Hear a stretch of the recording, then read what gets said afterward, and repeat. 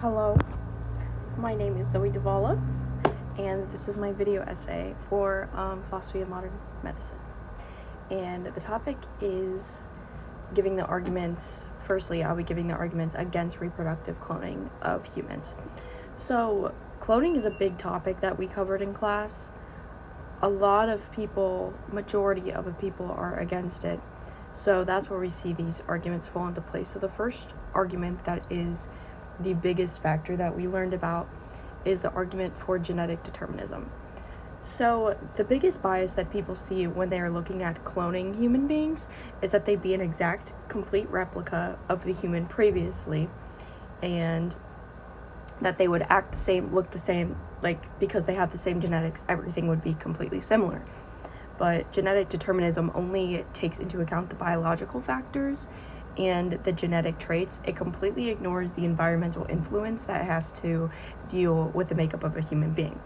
And the arguments for that could be, I could look and talk the way that I do, but if I grew up in a completely another state, there'd be environmental factors that make me inherently act differently than I am right now in Ohio. If I lived in Texas, maybe I would be acting differently. So they don't take into account the environmental factors that have to come with that. On top of that, there are also arguments for burdens of the social class and gender. Basically, this child is being born into these things predispositionally, and the assumption that every single child wouldn't have burdens getting cloned is really just incoherent, because they're getting brought into this world with so many dispositions that are not commonly explained. There are so many ways where a child could inherently figure out they were being cloned and have so many mental issues to deal with that because it's not a common experience all people go through. And it would be a very adverse structure for sure.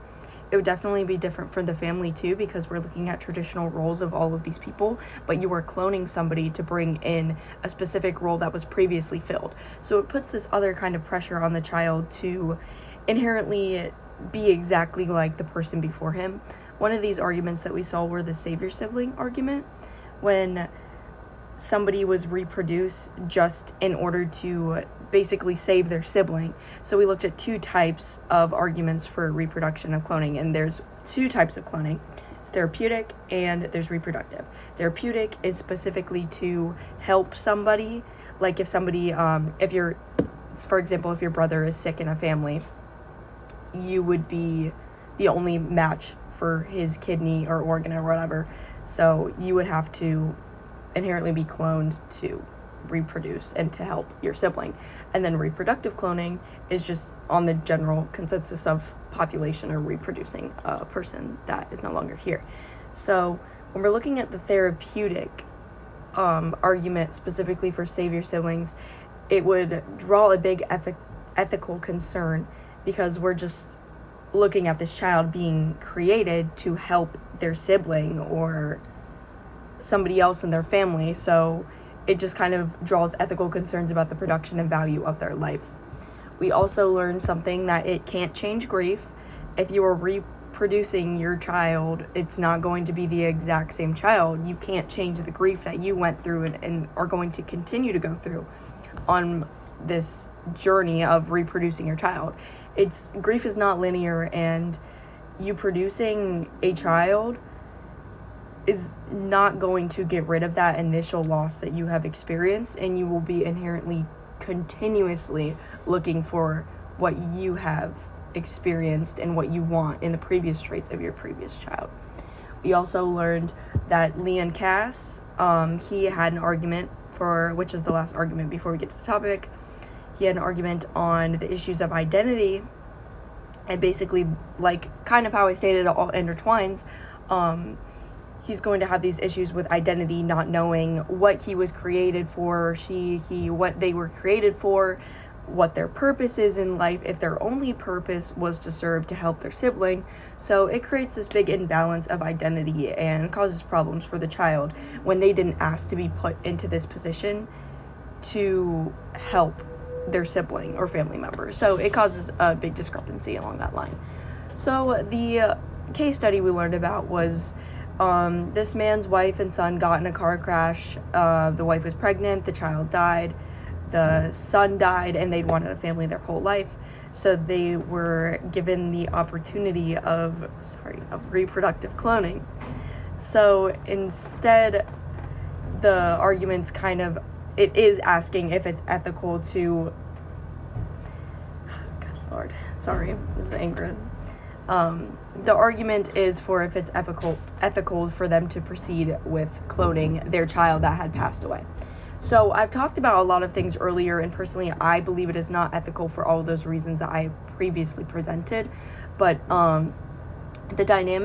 first argument is that the dynamic of bringing a child into this family under the impression that he is going to be exactly a replica of your dead son is completely unethical, because not only is it unethical for the kid that is being brought into this world that is having to have a high expectation of achieving a life exactly like this one son and being as perfect as he was, whatever, but it gives a completely unethical look to the dead son. Like, was his time not respected enough to continue, just like leave his life at that? So there's a lot of discrepancies between both of them, how it's not ethical for either of the people that were involved. There's also on page 584 of the textbook, it says a clone would be environment affects expression. It talks about how the clone would be an exact replica, but in reality it wouldn't be. And I kind of went through this earlier, but just to harp on it again, it would inherently be saying how it would not be an exact copy. And we learned about that argument in class too, with the guy that cloned his bulls and thought it was going to be the exact same genetic makeup, and then it ended up mauling him. It's not a feasible thing to expect every single person to, even if they have the same genetic makeup, to act the same because of their environmental factors. Again, it's just a form of genetic manipulation that wouldn't be productive. There's also the same argument I kind of went through earlier, that would be they're in this predisposed position. It wouldn't be his choice, the child's choice, to be in that predisposed position. There's also other factors that people don't realize comes into cloning.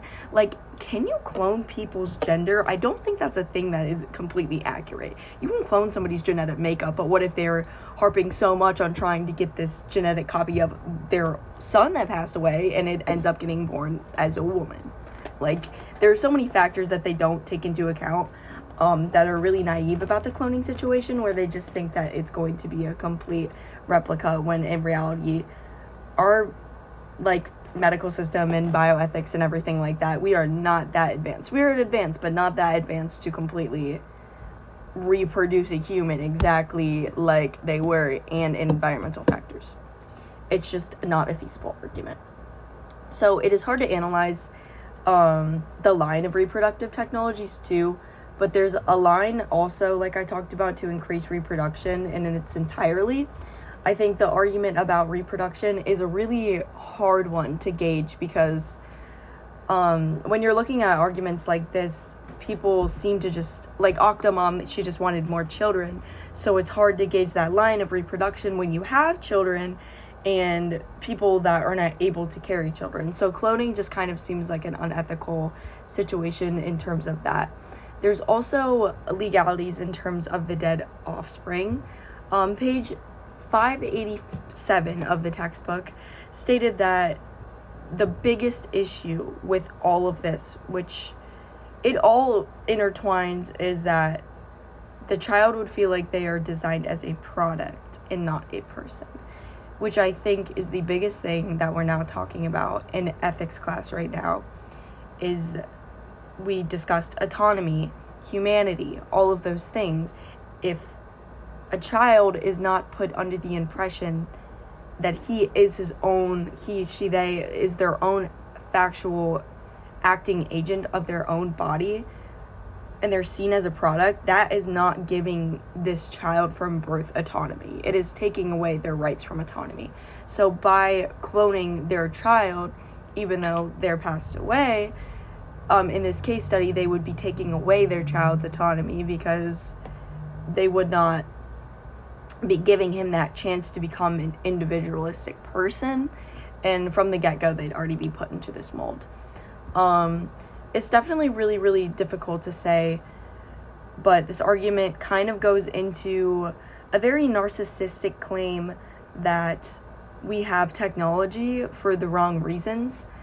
And just looking at the people that have the amount of money to continuously clone, like the specific example, to continuously clone their relatives' children when they pass away, it is a really economically diverse argument that isn't completely valid or fair.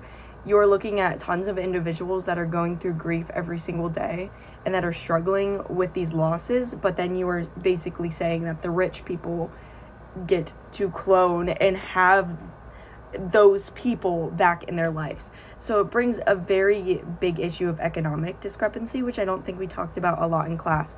I also don't think in the case study it really covered his financial burdens as well. I don't think the family ever really thought about that. They just thought if it was ethical or not, which the answer is it's not, for all of the reasons I previously stated. The last argument that I will say really quick before I end this off for specifically this case study is that this economic and technological appeal seems so fitting for so many people.